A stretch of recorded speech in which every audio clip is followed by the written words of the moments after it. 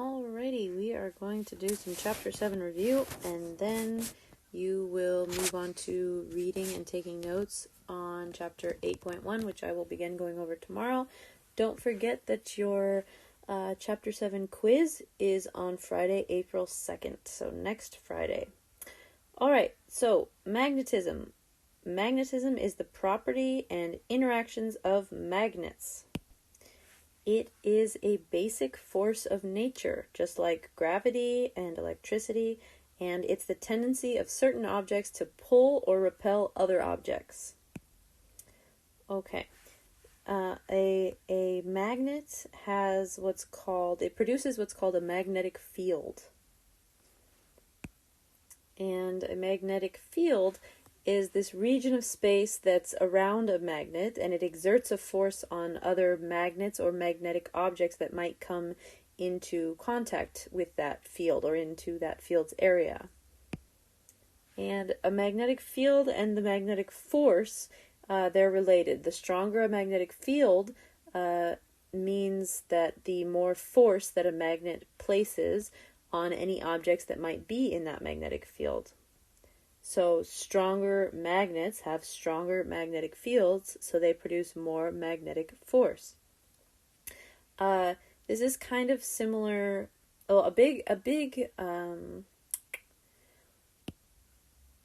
idea associated with a magnetic field is proximity.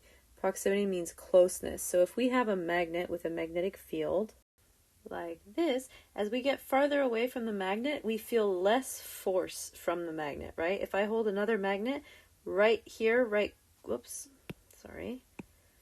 here, right close to this magnet, if I hold another magnet right here, that magnet or piece of magnetic material, that material, whatever it is going to feel the force, if it's magnetic also, it's going to feel the force of the magnet's magnetic field. But if I hold a magnet really super far away from this magnet, it's not going to feel the force. So the further away we get from the actual magnet, the less force the magnetic field lines have. And this is kind of similar. It's kind of a weird concept, but if you want to think of it as, if we have the Earth here, this is the Earth, and here I am standing on the surface of the Earth. I don't fly off the surface of the Earth, right? I don't fly off the surface of the Earth because the Earth has a gravitational field, meaning that the closer we are to the Earth, the more gravity that we feel. It's exactly the same as magnetic fields, but it's a gravitational field. So this gravity, as we get further away, for example, if we get so far away that we're at the moon now, the moon still feels the gravity of the Earth, but not as strongly. If I was standing on the moon, I would not feel the gravity of the Earth as much because I'm way far away from it now, right? So the further away I get from the object, from the Earth in this case, or from the magnet in this other case, the less I feel the magnetic field or the gravitational field. Okay, so now we need to look at what makes an object magnetic. What makes an object magnetic.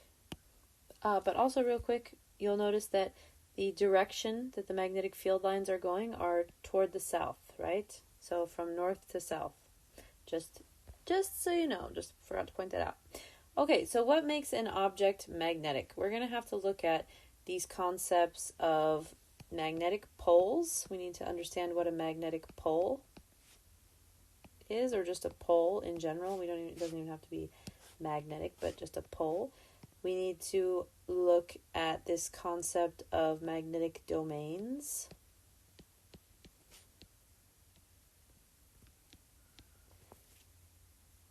And that's it. Those are the two things we're going to look at in order to explain what makes different objects magnetic. So first, what is a pole? A pole, a magnet has two poles. It has a north pole and a south pole. So this just means opposites, basically. If we have a battery also has two poles. A battery has a positive pole and a negative pole, right? So pole just means you can think of it as just meaning kind of opposite, two opposite ends. Poles are opposite ends. So the magnetic poles are the North Pole and the South Pole. And if it's a true magnet, you can break a true magnet in half. So if we have this magnet, this is the south and this is the north. If I were to cut this magnet in half, just like that, I would not have a north and a south. Now I would have two littler magnets. I'm going to draw this actually this way. I would now have two smaller magnets. Both would have a north and both would have a south. And then if I wanted to cut those magnets in half, I would have 4 little magnets. They would all have south poles and they would all have north poles. And I could do this over and over and over and over and over and over and over and over and over again until I got down to what's called the subatomic particles, or the atoms that make up the magnet. Remember, an atom is it's a tiny little building block of matter. So we need to understand this. We've talked about this before, I think. Atoms are the kind of the cells of matter. So they are the individual components that make up matter. And atoms are made up of what are called subatomic particles. And I'm sure you've heard of the subatomic particles before. They are protons, neutrons, and electrons. All right? Okay, so we have this I need to explain these concepts to you. I needed to explain these to you and make sure you understand them in order for us to really understand what magnetic domains are. So we understand what poles are. We understand atoms and subatomic particles, I hope. So now we can talk about magnetic domains. Okay, so let's think about a material that is magnetic, like iron. We're going to talk about iron in this example. So we have some iron. All right, here's my iron. Okay, this is a block of iron. It's a big rock made of iron. Okay, in this block of iron, if I broke it down to its tiniest little particles, I would get down to its atoms, right? And its atoms would look like this. You've probably seen something like this before, okay? So if I were to zoom way, way, way, way into this one piece of this iron, I would see atoms. And atoms, like I just told you, atoms contain protons, neutrons, and electrons. So the protons and neutrons are here in the center of all these atoms, okay? And spinning all around these blue lines, these little blue dots and blue lines, these are the electrons. And electrons have magnetic properties.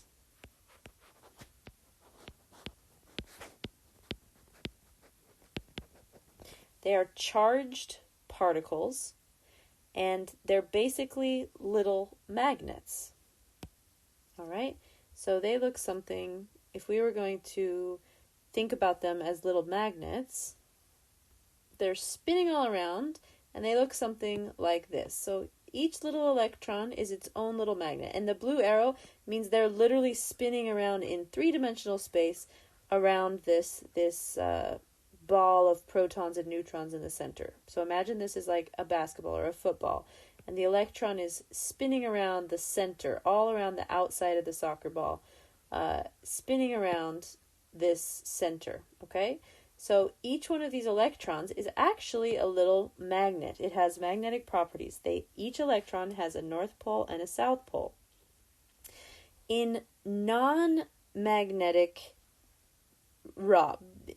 substances, matter, in non-magnetic materials, the way that these electrons the magnets are, the magnetic properties of these electrons, they kind of cancel out.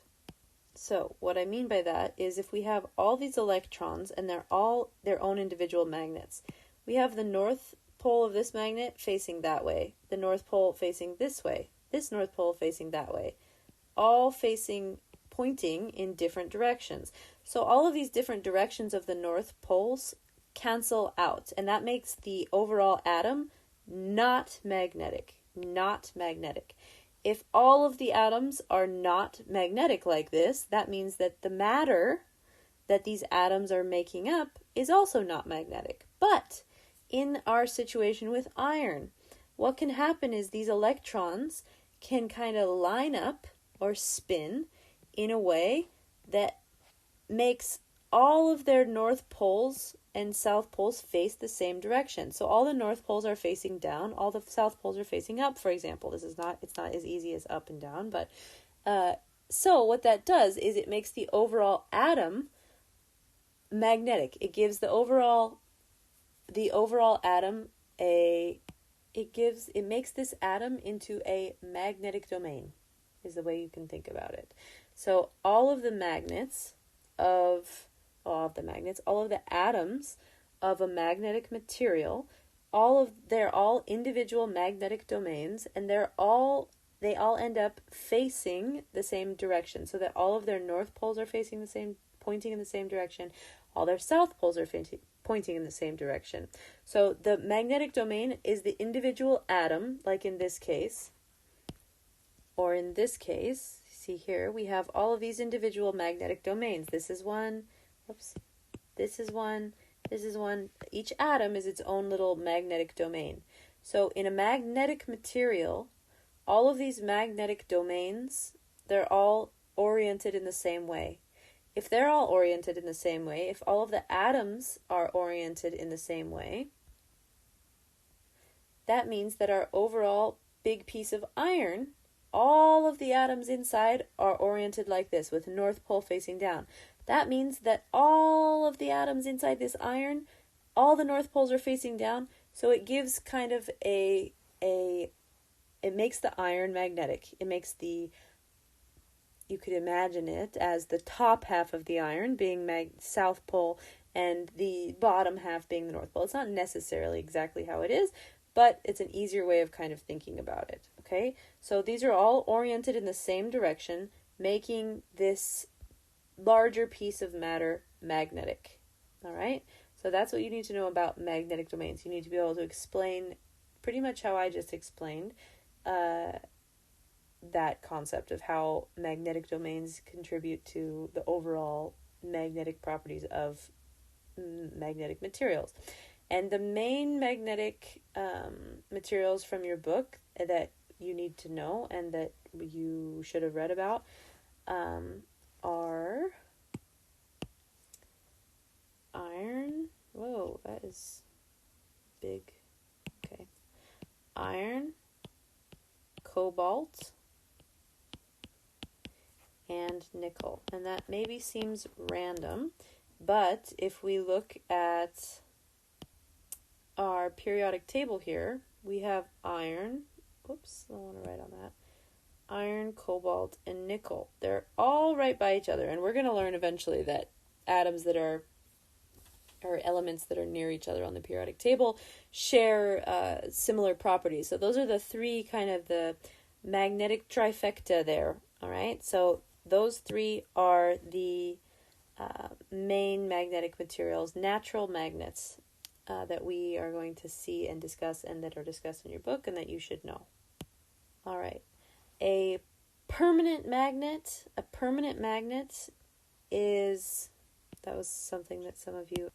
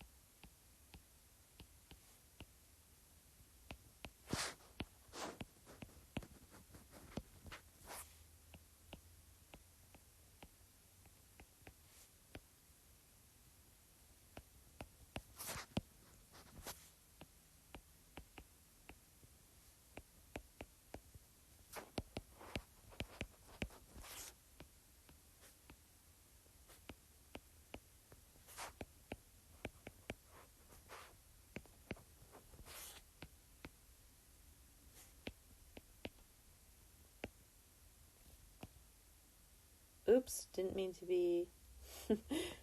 I meant to pause, but... Well, I just realized that I had been recording that whole time and pausing. I paused in the wrong spot when I meant to be talking. So, permanent magnets, sorry for the big, long, awkward silence, but hopefully you got to write all that down. A permanent magnet is a magnet whose atoms or magnetic domains are rigidly stuck in place with all the poles facing in the same direction, like I have here. So, iron, for example, permanent magnet, okay? A non-permanent magnet would be a situation where all the magnetic domains are not aligned in the same position. So we would have something, if we had atoms, for example, with, this is, let's say, the North Pole and the South Pole of that atom, the North Pole and the South Pole of this atom, the North Pole and the South Pole, the South Pole and the North Pole, etc., etc. So this is not a permanent magnet, right? This is not magnetic at all. All of those those magnetic domains cancel each other out.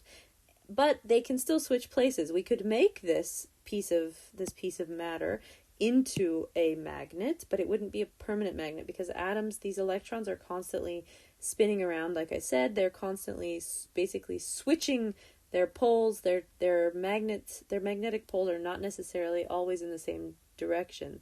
But with permanent magnets, they are stuck in the same direction. Okay, so let's now move on to compasses and Earth's magnetic field real quick. First of all, what is a compass? Well, a compass is just a little magnet, right? A compass has a needle in it, and the needle is going to point north. All right, so in order to really understand how compasses work, we need to also look at the magnetic poles of the Earth. All right, so it's not just the magnetic poles we're going to talk about. We're going to talk about Earth's geographic poles versus Earth's magnetic poles. All right, so the geographic poles are north and south, like that. That's pretty simple. The Earth's magnetic poles are not the same.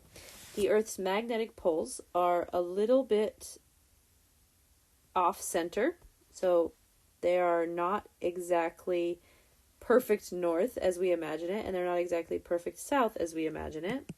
They're more diagonal like this on Earth's, not just straight up and down vertical. And the magnetic pole, the south magnetic pole, is near Earth's north geographic pole, and Earth's north magnetic pole is near Earth's south geographic pole. That is a lot to wrap your head around, but that is the way that it is. So south, this is I'm going to rearrange this.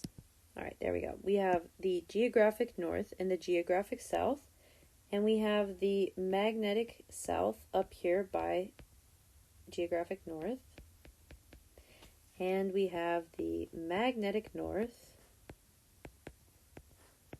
down here by the geographic south. All right, so I just told you, let's look now at our compass over here. We have our compass, and we know that a compass points to the north, right? No matter where I'm standing, the compass is going to point north. So this was my very poorly drawn Africa right here. So if I'm over here in Mauritania, my compass is going to point to the north. Right? Okay, so if the compass is a magnet, the bar in the compass is a magnet. Okay, we're going to do a little brain thing stretch here. If the bar that I've drawn there, this is the bar, this piece right here in the middle that I'm talking about is the bar. This is the bar. This is a magnet, right? So that means it has a north pole and it has a south pole. Okay. All right, here's my compass. It's pointing north. where is the North Pole and South Pole on the magnet, on the compass? The North Pole of the magnet, always points towards the South Pole of the Earth. So that means that we have our north up here and our south down here, right? So no matter where I move it, that north is going to be pointing up here to the south geographic pole, right? It's south magnetic pole. Sorry, I misspoke. The south magnetic pole, right? Because the compass always points north. The north part of the magnet, the North Pole of the magnet, must point toward geographic north, which is the same as magnetic south, because the opposite ends of the magnets attract, right? Okay, so this is a question you're going to see again. Big hint. You need to be able to draw this situation, this right here, and explain to me what I just explained to you. So what pole of the compass is going to point to which magnetic pole of the Earth, which is the same as which geographic pole of the Earth, etc., etc. So you need to understand this concept. That's why I'm taking so much time on it. All right. Okay. There's another important thing about compasses that you need to understand. And let's look at how we could make a compass from everyday items. I think I wrote how we could, or I think it was interpreted. I don't know if I wrote it like that or if that's what you interpreted, but some of you said from the study guide, how can I make a magnet out of everyday objects? But we can't make necessarily that. I meant, how could we make a compass? If I wrote it wrong, that's what I meant. How do we make a compass out of everyday items? All right, so what we're going to need is we're going to need a bowl filled with water. We're going to need a sewing needle. I'll label all of these because my drawings they're not perfect. A bowl of water, H2O. We need a magnet. And we need a little circle, a small circle that will fit and float in this water. A small circle cut from styrofoam or wax paper, some other floatable substance. So what we're going to do is we're going to take our magnet here. We're going to take our magnet. And before we do this, our needle isn't magnetic. It's not attracted. There's no attraction here, right? So what we have to do is we have to magnetize the needle. And the way we're going to do that is we're going to take our magnet and we're going to rub it the same way, not back and forth like this. We're going to rub it down once and then pull it off, rub it down again, pull it off, rub it down again, pull it off, etc., etc. We're going to do this for 1 minute. And then we're going to do the same thing on the other side. Pull it off all the way. We're not rubbing back and forth like this. We're rubbing down in the same direction for 30 seconds in a big kind of a circle like this, okay?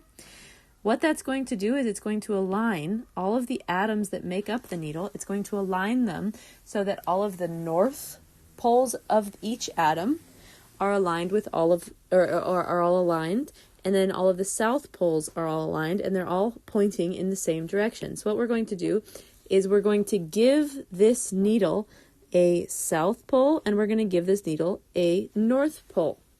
All right? So when we do that, next we're going to take this needle that we just magnetized, and we're going to poke it through this styrofoam or wax paper so that it looks something like this, right? We're going to poke it through so that when we set the wax paper or styrofoam, whatever it is, on the water, the needle is floating on the paper, which is floating on the water. So let's take our bowl of water now. This is our bowl, and it's filled. This is our bowl of water. And I'm not going to draw the water because I want you to be able to see what's happening, but imagine there's water all around here. We're going to take what we just made, our little styrofoam needle apparatus here. We're going to take that, we're going to set it, let me make it a little smaller. We're going to set it in our bowl of water. And when we set it in our bowl of water, what's going to happen is that needle is going to now spin so that the north pointing part of the needle is pointing towards the south magnetic pole. Where is the south magnetic pole on the Earth? Remember, we just went over that? The south magnetic pole of the Earth is up here, which just so happens to be the north geographic pole, right? So the way that a compass works, I think I was explaining that, the way that a compass works is the north pole of the magnet faces the south magnetic pole of the Earth, which happens to also be the north geographic pole. So that's how we could make a compass out of everyday objects. So you're going to need to understand this for your quiz. Okay, the next thing many of you wanted me to go over was this. Who is Hans Christian Ørsted? So this guy was a Danish physicist, or a Danish physics professor, and he discovered magnetism and electricity are related, and he did this in 1820. If you want to read about this yourself, you should have already read this, but if you want to read about this yourself, this is on page 209. So basically what he did is he discovered electromagnetism. He discovered that there's a relationship between magnetism and electricity, and the way that he did that is he was lecturing on electric circuits, and he had an electric circuit set up on his desk, and he also just happened to have a compass sitting next to this electric circuit, and he literally just happened to notice that the compass, when he changed the direction of the current of the electric circuit, the compass needle also changed directions. It pointed in a different direction. So what he gathered from this, his hypothesis was that electric currents have magnetic fields around them, and the direction of the field, the way that the magnetic field is going, depends on which way the current is going. So on page 209 is also this picture, and it shows that when the current is going one way, we have the magnetic field lines going this way.